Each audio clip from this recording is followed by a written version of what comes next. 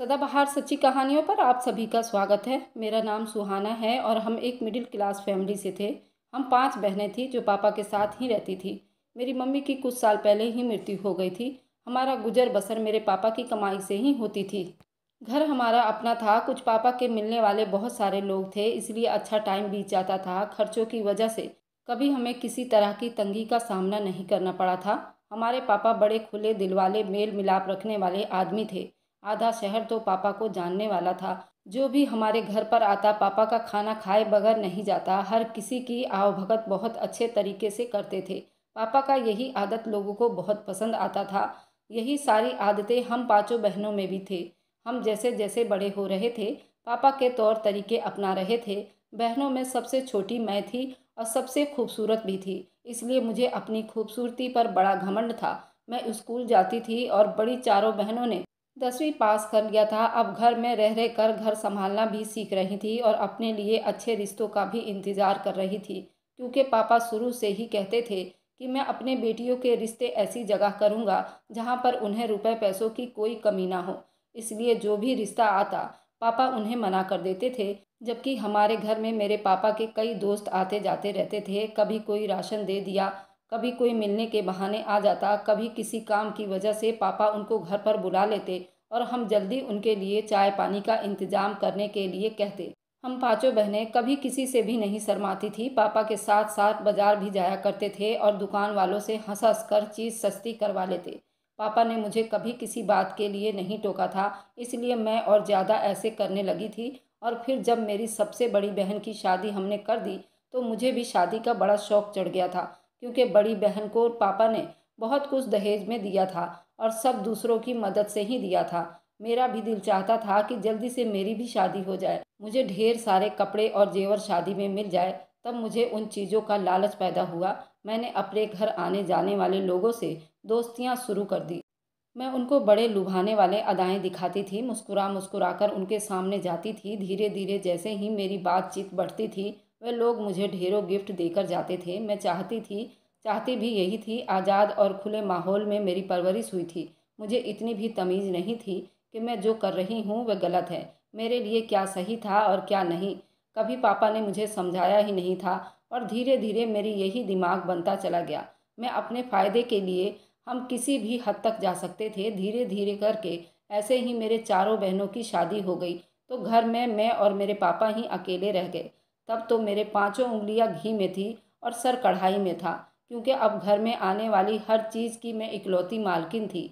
अब पहले की तरह किसी भी चीज़ में बहनों को बांट कर नहीं देना पड़ता था। एक टाइम में मेरे कई लड़कों के साथ चक्कर चल रहे थे और वे चक्कर सारे के सारे सिर्फ गिफ्ट के लिए थे। पापा सब कुछ जानते थे, लेकिन पापा ने मुझे कभी रोका नहीं था, बल्कि वह तो मुझे तरीका सिखाते थे किस तरह मैं किसी से अपनी मनपसंद चीज़ निकलवा सकती हूँ। और फिर जब मुझे वह चीज़ मिल जाती तो मेरे साथ पापा भी बड़े खुश हो जाते। इस तरह मुझे यही यकीन हो गया था कि मैं जो भी कर रही हूँ वह सब बिल्कुल ठीक है। लेकिन मैं नहीं जानती थी इन सब के लिए मुझे आगे चलकर क्या कुछ करना पड़ेगा। हुआ कुछ यूँ था, पापा के मिलने वाले में से एक आदमी था जिसका नाम पप्पू था। उसकी अपनी मोबाइल की दुकान भी थी और पापा उसकी दुकान से मोबाइल वगैरह, सिम वगैरह भी लिया करते थे। कभी कभी रिचार्ज भी करवा लिया करते थे। पापा ने कभी इस बात से मना भी नहीं किया था। अब हमें मोबाइल रिचार्ज का तो कोई झंझट ही नहीं था। वह हमारे सारे मोबाइल रिचार्ज कर देता था। लेकिन जब मेरी उससे मिलना जुलना ज़्यादा ही हुआ तो अब मुझे वह सारी चीज़ें मुफ्त में ही देने लगा था। वह मुझे शॉपिंग पे भी करवाता था। वह हर चौथे पाँचवें दिन मुझे सूट वगैरह भी दिलवाता था। मैं जिस सूट पर हाथ रख देती थी वो मुझे दिलवा देता था। यहाँ तक कि कभी कभी मैं एक साथ 3-4 जोड़े भी ले लिया करती थी। धीरे धीरे उसने मुझ पर पैसे लुटाने शुरू कर दिए थे। मेरे लिए कोई खाने की चीज़ लिया था तो कभी सूटों के अलावा भी फिर मुझे देने लगा था। मैं तो सिर्फ अपने लालच की वजह से उससे दोस्ती कर बैठी थी, जबकि वह मुझे बिल्कुल भी पसंद नहीं था। लेकिन मैं उसके मुंह पर उसकी बड़ी तारीफ़ें करती थी। वो पहले से शादीशुदा था, शायद 1-2 बच्चे भी थे, लेकिन मुझसे उसे क्या लेना देना था, क्योंकि मैं तो सिर्फ अपना मतलब पूरा कर रही थी। मेरी उम्र करीब करीब 20 साल की हो गई थी जब एक दिन मैं घर में अकेली थी। पापा किसी काम से बाहर गए हुए थे तो पप्पू घर पर आ गया। उसी दिन वह हमारे लिए राशन वगैरह भी लेकर आया था, इसलिए मैंने उसे ड्राइंग रूम में बिठाया और चाय बनाने के लिए चली गई, लेकिन अभी थोड़ी ही देर बीते थे कि हमारे दरवाजे पर तेज तेज किसी के आने की आहट हुई, जैसे कोई तूफान आ गया हो जो दरवाज़ा तोड़कर ही दम लेंगे। मैंने जैसे ही जाकर दरवाज़ा खोला, मोहल्ले के कुछ औरतें हमारे घर पर आकर खड़ी हो गई थी। एक औरत धक्का देते हुए अंदर आई। तब पप्पू वहीं आंगन में बैठा था। शोर शराबा को देखकर हैरान हो गया था। जब औरतें अंदर आ गईं तो वह हक्का बक्का होकर देखने लगा। उन औरतों में से एक औरत अपने साथ आए हुए आदमी को कहने लगी, ये देखो बदचलन लड़की मर्दों को अपने घर बुलाती है और उनको बैठाती है, जबकि ये शरीफों का मोहल्ला है, इसलिए यहाँ पर ये नहीं रह सकती। दूसरे औरतें कहने लगी, ये सब तो उनके घर में शुरू से ही हो रहा है, लेकिन हम इसलिए चुप थे। चलो, उनकी माँ नहीं है, इसलिए इनको रोकने वाला भी कोई नहीं है। हमने सोचा सब धीरे धीरे ठीक हो जाएगी, लेकिन ऐसा कुछ नहीं है। अब तो कुछ ज़्यादा ही हो गया है। हर आए दिन यहाँ आदमियों का आना जाना रहता है। बाप तो कुछ भी नहीं बोलता। इनमें से और बेटियां थीं जो शादी कर दी गई हैं, लेकिन सबसे छोटी वाली ने तो बहुत तूफान मचा रखा है। न जाने वह क्या क्या बोल रही थी। मैं तो खुद हैरान होकर उसे सुन रही थी। इतने में मेरे पापा भी घर पर आ गए। वह पापा पर ही टूट पड़े। कोई क्या बात कहता तो कोई क्या बात कहता, और उनको यकीन दिलाने की बड़ी कोशिश की। हम ऐसे वैसे नहीं हैं, बस कोई ना कोई काम होता है तो हम किसी को घर पर बुला लेते हैं, क्योंकि हमारा काम करने वाला भी तो कोई नहीं है। लेकिन मोहल्ले वाले तो उस दिन न जाने क्या सोचकर आए थे। एक बूढ़ा आदमी जो वहाँ खड़े सारी बातें सुन रहा था, पापा की बात सुनकर बोला कि देखो भाई, अगर ऐसे ही बात है तो अभी जिस आदमी को तुम्हारी बेटी ने अकेले में घर बुलाया हुआ था, जबकि तुम यहाँ पर नहीं थे, फिर तुम मुझे बताओ कि ये जवान लड़की है और किसी अनजान आदमी को बुलाकर यहाँ क्यों बिठा दी है। क्या ये शरीफ औरतों का काम है? तो मेरे पापा कहने लगे, बात को घुमाते हुए, और अपनी इज्जत रखने के लिए झूठ बोल दिया था। और कहने लगे, ये कोई अनजान आदमी नहीं है, बल्कि मेरी बेटी के साथ उसकी मंगनी हुई है और उससे शादी भी होने वाली है। पापा की बात सुनकर तो मैंने हैरानी से, मेरा मुंह खुला का खुला रह गया था, लेकिन उस टाइम मैं कुछ बोल नहीं सकती थी। पप्पू भी चुप खड़ा था। जब पापा ने पप्पू से कहा कि बताओ पप्पू, तुम मेरी बेटी के मंगेतर हो ना, और तुम्हारी उससे शादी होने वाली है ना, तो पप्पू ने जल्दी से हाँ बोल दिया। और पप्पू बोला कि मैं तो यहाँ पर कुछ सामान देने आया था, और वैसे भी हमारे घर का मामला है, इसमें किसी को बोलने की क्या ज़रूरत है। ये सुनकर सारे मोहल्ले वाले कुछ ठंडे पड़ गए थे। लेकिन मोहल्ले का वही आदमी फिर से बोला कि अगर ऐसी बात है तो उसके साथ अपनी बेटी की जल्दी से जल्दी शादी करवा दो, क्योंकि हम भी बर्दाश्त नहीं करेंगे कि मंगनी के बाद कोई ऐसे घर आता जाता रहे। आखिर मोहल्ले में हमारी बहू बेटियां भी तो रहती हैं। इस तरह इन पर क्या असर पड़ेगा। सारे भीड़ ने उसी आदमी की हाँ में हाँ मिलाई। उस टाइम एक औरत कहने लगी कि भाई, हमें तो इन बाप बेटी पर यकीन नहीं है। अगर आप लोग कहते हैं तो हम मान लेते हैं, लेकिन अभी दूध का दूध और पानी का पानी भी हो जाएगा। कोई जाकर पंडित जी को बुलाकर लाओ। अगर ये सही में इसका मंगेतर है तो अभी अपनी बेटी की शादी उसी आदमी से करवा देगा। फिर चाहे ये दिन में आए या रात में, हमें उससे कोई लेना देना नहीं है। बाकी सब भी उसी की बात में हाँ मिलाने लगे। मोहल्ले से एक आदमी चला गया और थोड़ी ही देर के बाद पंडित जी को बुलाकर ले आया। पंडित जी भी मोहल्ले के ही थे, इसलिए जल्दी से आ गए। और इधर हम बाप बेटी को भी समझ नहीं आ रहा था आखिर ये सब क्या हो रहा है। लेकिन इज्जत बचानी भी बहुत ज़रूरी थी। इतना बड़ा झूठ पापा ने बोल दिया था, वह मेरे गले में कांटे की तरह फंस गया था। लेकिन पप्पू तो बड़ा खुश हो रहा था, क्योंकि पप्पू के लिए बात ही ऐसी थी। उसे और क्या चाहिए था। पापा ने मेरे सर पर दुपट्टा उड़ा दिया, मुझे पप्पू के साथ बिठा दिया। मैंने बोलने की बहुत कोशिश की। पापा ने मुझे सख्ती से मना किया और कहने लगे, अगर अभी इस टाइम ये ना हुआ तो पता नहीं क्या हो जाएगा। अभी चुपचाप उस शादी को कर लो, उसके बाद चुप से पप्पू से डिवोर्स ले लेना। मैं चुप करके बैठ गई थी। फिर पंडित जी ने कुछ मंत्र पढ़े और हमारे फेरे लगवा दिए और जयमाला हुआ, और मेरे मांग में पप्पू ने सिंदूर भर दिया। अब तो मेरी ज़िंदगी बिल्कुल ही बदल कर रह गई थी, क्योंकि मांग के सिंदूर के बाद तो पप्पू चला गया था, लेकिन दूसरे दिन शाम को ही आ गया और पापा से कहने लगा, अभी मैंने घर का इंतज़ाम नहीं किया है, तब तक मैं यहीं रहूँगा, लेकिन आज के बाद कोई भी आदमी इस घर में नज़र नहीं आना चाहिए। मुझसे बुरा कोई नहीं होगा और जल्दी मकान का इंतज़ाम करके मैं अपनी पत्नी को यहाँ से ले जाऊँगा। पापा इस बात को सुनकर बड़े गुस्से में आ गए और कहने लगे, तुम होते कौन हो मुझसे इस तरह की बात करने वाले। मेरे पापा से भी पप्पू ने बड़ी ऊंची आवाज़ में बोलने लगा था और कहा कि मैं इस घर का दामाद हूँ और अब ये मेरी इज्जत का सवाल है, इसलिए जो कह रहा हूँ इस पर कान धरना शुरू कर दो, वरना बहुत पछताओगे। ये कहकर घर से चला गया। मैं कमरे में बैठी सब सुन रही थी। उसके जाने के बाद मैं बिल्कुल भी बाहर नहीं निकली। पापा से कहा कि तुम तो कह रहे थे कि उससे डिवोर्स ले लेना, लेकिन ये क्या, मुझे पप्पू डिवोर्स देगा? तो पापा बिल्कुल चुप हो गए और कहने लगे, अभी मुझे कुछ समझ नहीं आ रहा था, थोड़े दिन के बाद देखते हैं। लेकिन दूसरे दिन पप्पू फिर से आ गया। उसने यहीं पर खाना खाया और कहने लगा, आज रात मैं सोऊंगा भी यहीं पर। मेरी तो जान पर बनाई थी। मेरे लिए बहुत खूबसूरत ड्रेस भी लाया था। कहने लगा, इसमें से कोई भी साड़ी तुम पहनकर तैयार हो जाओ, फिर हम थोड़े देर के लिए बाहर चले जाते हैं। मैं चुप से वह साड़ी उठाई, बेमन से ही वह साड़ी पहन ली और तैयार होकर उसके साथ बाहर चली गई। थोड़ी बहुत शॉपिंग की और घूम घाम कर फिर वापस घर पर आ गई। वह तो मेरे कमरे में बेड पर ही लेट गया। मुझे रह रहकर मोहल्ले वालों पर इतना गुस्सा आ रहा था, जिनकी वजह से मेरी ज़िंदगी बर्बाद हो गई थी। मैंने तो सोचा भी नहीं था कि मुझ जैसी खूबसूरत और कमसीन लड़की की शादी इस तरह से एक अधेड़ उम्र के गंजे आदमी से हो जाएगी। मुंह लटकाकर अपनी किस्मत पर मातम मना रही थी। वॉशरूम में चली गई, लेकिन जो हो चुका था उसे कोई टाल नहीं सकता था। कुछ दिन के बाद पापा ने उसको बड़े मीठे अंदाज में समझाने की कोशिश की। उस दिन जो हुआ था वह सब एक इत्तेफाक था, लेकिन तुम खुद सोचो कि एक तो तुम पहले से ही शादीशुदा हो, बच्चे वाले हो, इतनी कम उम्र बीवी की क्या ज़रूरत है? तुम मेरी बेटी को डिवोर्स दे दो। ये सुनकर वह अपने आपे से बाहर हो गया और कहने लगा कि मैं इज्जतदार हूँ और मेरी समाज में भी इज्जत है। अब सुहाना से मेरी शादी हो गई है और मैं उसे अभी डिवोर्स नहीं दूंगा, बल्कि एक हफ्ते में अपना सामान वगैरह पैक कर ले, क्योंकि मैं उसे अपने साथ यहाँ से ले जाऊँगा। पापा ने रोते हुए उसके सामने हाथ जोड़ दिए और कहा कि ठीक है, डिवोर्स मत दो, लेकिन यहाँ से मेरी बेटी को मत ले जाओ। मैं अकेले कैसे रहूँगा? जब तक मैं जिंदा हूँ उसे यहीं पर रहने दो। ये सुनकर पप्पू कहने लगा, ठीक है, सुहाना यहीं पर रहेगी, लेकिन ये याद रखना कि वो मेरी पत्नी है और हमेशा रहेगी। मेरे लिए ये सब स्वीकार करना बहुत मुश्किल हो रहा था, लेकिन उसके अलावा अब कोई चारा भी नहीं था। पप्पू ने मेरे बारे में अपने घर वालों को भी बता दिया था। वह अलग बात थी कि पप्पू की फैमिली मुझे किसी भी तरह स्वीकार करने को तैयार नहीं थी। उसके बावजूद पप्पू ने मुझे नहीं छोड़ा। मैं पापा के साथ पापा के घर में रह रही थी। पप्पू रोजाना चक्कर लगाता और एक रात के बाद अगली रात मेरे पास रहता था।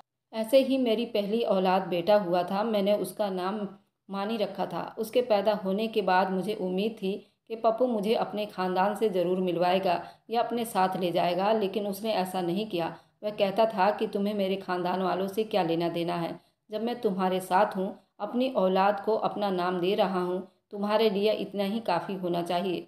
फिर पप्पू ने मेरे पापा के मृत्यु के बाद मेरी चारों बहनों से बात करके उस घर के हिस्सों में से जो हिस्सा उनका बनता था उनको उनके हिस्से के पैसे दे दिए, और जो मेरे हिस्से का बचा वह घर मेरे नाम करवा दिया। तब मुझे तसल्ली हुई, क्योंकि अब कम से कम कोई ठिकाना तो मेरे नाम पर था। बेशक वह मेरे ही पापा का घर था, लेकिन अब पूरी तरह मेरा ही था। उसकी मालकिन मैं ही थी। पप्पू हर महीने घर में राशन डलवा देता था, पूरे महीने का खर्चा मुझे दे देता था, लेकिन उसने मेरा अकेले घर से बाहर जाना बंद कर दिया था। सब्जी वगैरह भी मैं गली में आने वाले रेडी वाले से ले लिया करती थी, लेकिन अगर कहीं जाना होता तो पप्पू के साथ ही जाती थी। मुझे रुपए पैसे की कोई परेशानी नहीं थी। मैं बस ये चाहती थी कि पप्पू मुझे अपने ख़ानदान वालों से मिलवा दे और मेरा भी वहाँ पर आना जाना हो जाए, लेकिन उसने ऐसा नहीं किया। और फिर एक साल के बाद मेरे यहाँ बेटी पैदा हुई तो पप्पू कहने लगा कि बस अब इससे ज़्यादा बच्चे नहीं चाहिए, क्योंकि पहली पत्नी से भी मेरे 3 बच्चे हो चुके हैं। अब तुम्हारे भी 2 बच्चे हो गए हैं। मैं उनकी ही अच्छी परवरिश करने वाला हूँ और मेरे लिए यही काफ़ी है। और जब मेरे बच्चे स्कूल जाने वाले हो गए तो पप्पू ने उन्हें एक प्राइवेट स्कूल में ही एडमिशन करवा दिया था, जो मेरे घर के पास ही था, ताकि मैं उन्हें छोड़ने और लेने जा सकूं। फिर वह पूरी तरह अपने बच्चों में बिजी हो गया, लेकिन मैं अपनी इस ज़िंदगी से भी तंग आ गई थी। मैं तो अब पहले वाली सुहाना नहीं थी। बच्चे कुछ बड़े हुए तो मैंने दोबारा से अपना ख्याल करना शुरू कर दिया था। पप्पू के भाई विदेश में रहा करते थे, मेरे बारे में सब जानते थे, इसलिए मैंने पप्पू से इस बात के बारे में बात किया तो दोनों दुकानों में से एक दुकान मेरे नाम कर दो। कल कला को अगर हमारे बीच झगड़ा हो जाती है तो हमारा कुछ तो सहारा हो जाए। क्या पता कोई ऊंच नीच हो जाए तो मेरे बच्चे भूखे तो ना सोए। तब पप्पू ने छोटी वाली दुकान मेरे बेटे के नाम कर दी थी, तो मुझे थोड़ा तसल्ली हो गया था। दुकान के कागजात मेरे पास अलमारी में पड़े थे।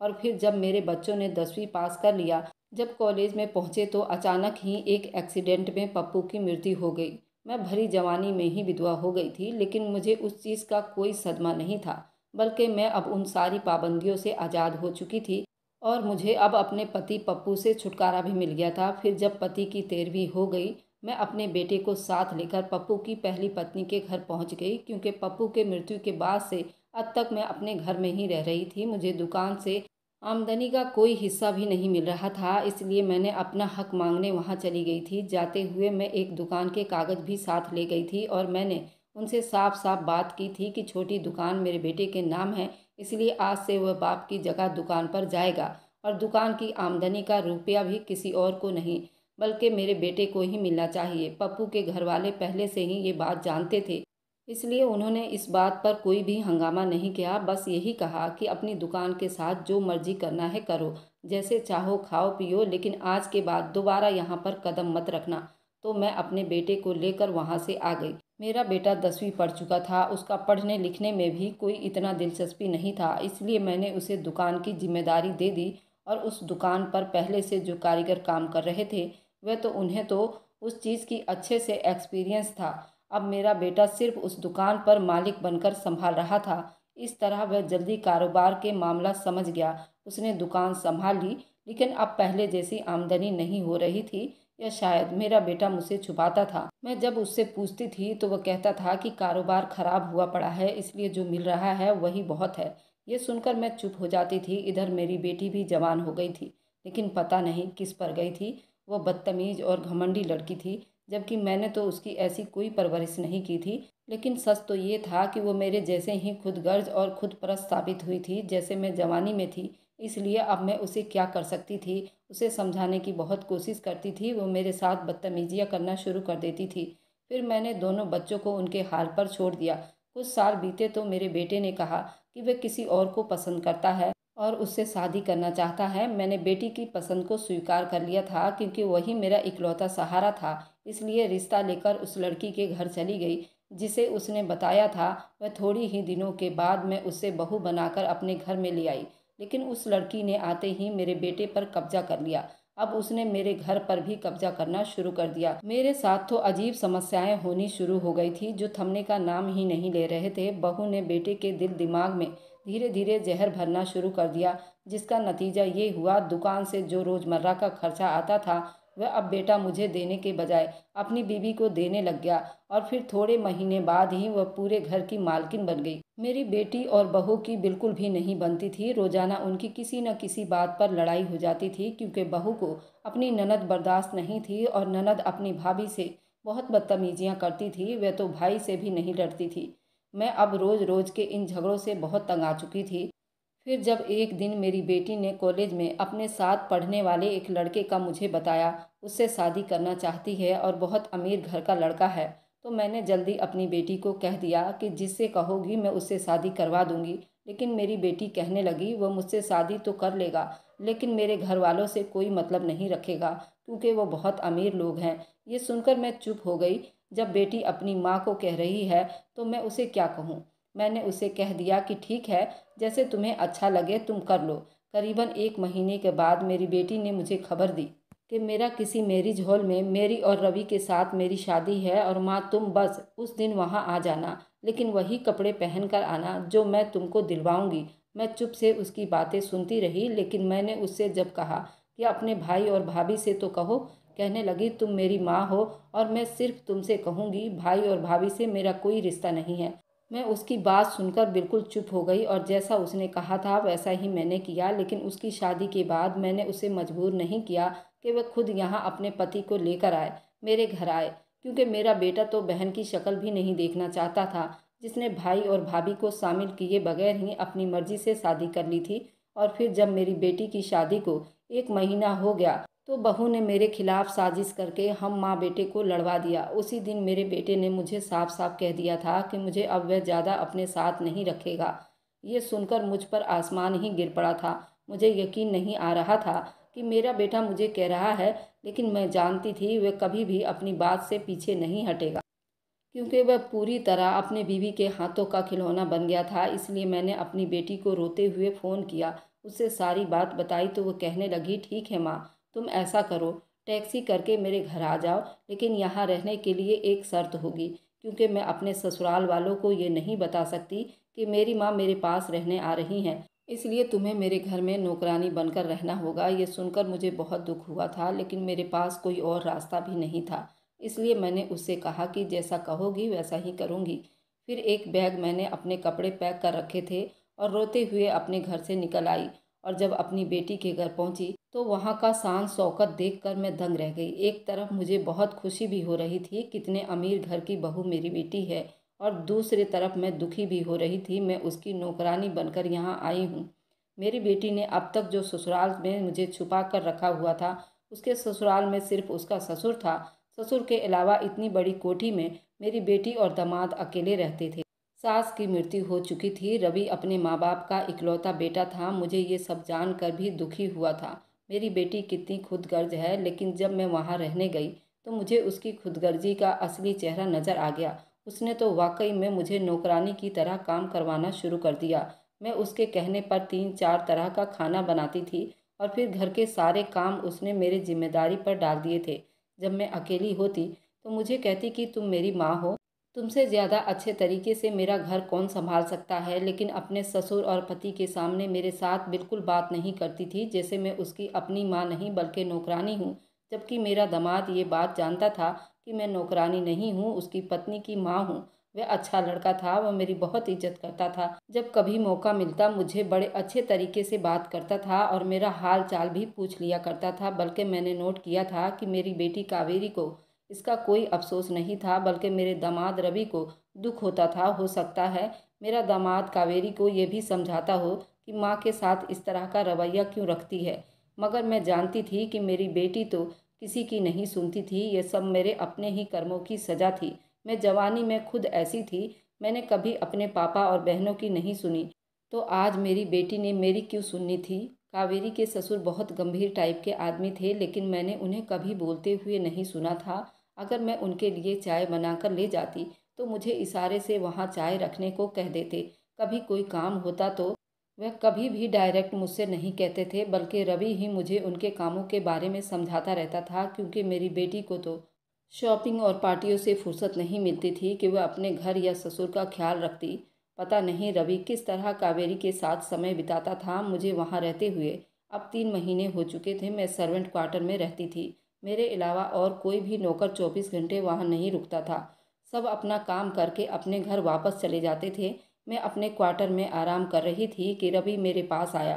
तो मैं रवि को देखकर फटाफट उठकर बैठ गई थी। मैंने उससे कहा, बेटा तुम मुझे वहाँ पर बुला लेते। तो कहने लगा कि कोई बात नहीं है, मुझे आपसे कुछ ज़रूरी बात करनी थी। उसने कहा कि कावेरी इस वक्त घर पर नहीं है, तो मुझे लगा कि यही अच्छा मौका है आपसे बात करने का। मैंने कहा कि ऐसी क्या बात है बेटा। तो वो कहने लगा, आप मेरी बात को गलत मत समझिएगा और मुझे समझने की कोशिश कीजिएगा। देखिए, मैं सब कुछ देख रहा हूँ कि आपकी अपनी बेटी आपके साथ कैसा बर्ताव कर रही है, और बेटे तो आपको घर में रखना नहीं चाहता। आप सोचिए, अगर आपकी बेटी ने भी आपको यहाँ से जाने को कह दिया तो आप कहाँ जाओगी। मैं रवि की बातें सुन रही थी, लेकिन समझ नहीं पा रही थी। इसलिए मैंने उसे कहा कि बेटा साफ साफ कहो, क्या कहना चाहते हो। तो कहने लगा कि आप मेरे अंकल से शादी कर लो, क्योंकि मेरे अंकल की पत्नी की कुछ दिनों पहले ही मृत्यु हो गई है और उनकी कोई औलाद भी नहीं है। ना ही बेटा है ना ही बेटी है। उन्हें भी एक ऐसे साथी की ज़रूरत है जो उनका ख्याल रख सके, और आपको भी सहारा मिल जाएगा और आपको उस घर से कोई नहीं निकाल सकेगा। आपकी पोजीशन भी बदल जाएगी। ये सुनकर तो मैं बहुत हैरान हुई कि ऐसे कैसे कह सकता था। लेकिन वह कहने लगा, आप सोचिए, उसमें कोई बुराई नहीं है। आपकी उम्र इतनी ज़्यादा तो नहीं है, और फिर आपकी हैसियत भी उस घर में मजबूत हो जाएगी। उसने कहा कि मैंने अपने अंकल से बात कर ली है, आपसे शादी करने के लिए राज़ी हैं।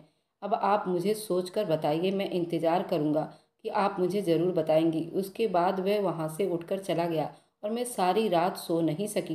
लेकिन मुझे ये बात समझ आ गई थी, अगर मुझे कहीं इज्जत के साथ रहना है तो ऐसा कोई कदम उठाना पड़ेगा, और मेरी औलाद ही मुझे जलील करने पर तुली हुई थी। दूसरे दिन रवि फिर से मेरे कमरे में आया और मुझसे पूछने लगा।